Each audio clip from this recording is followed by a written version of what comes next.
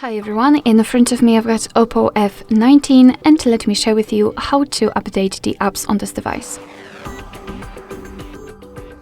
So let's start with the internet connection. It is the most important thing in this whole tutorial, so make sure that you've got the Wi-Fi connected or you can use your mobile data. And then let's enter the Play Store.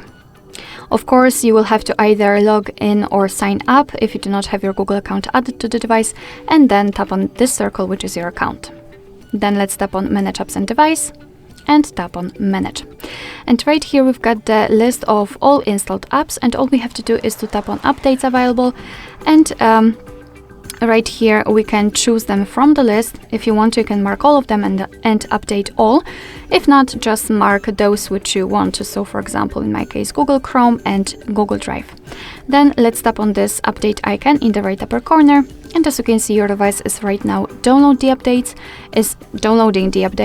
and after that they will be successfully installed and automatically updated. Alright, so that will be all. Thank you so much for watching. I hope that this video was helpful, and if it was, please hit the subscribe button and leave the thumbs up.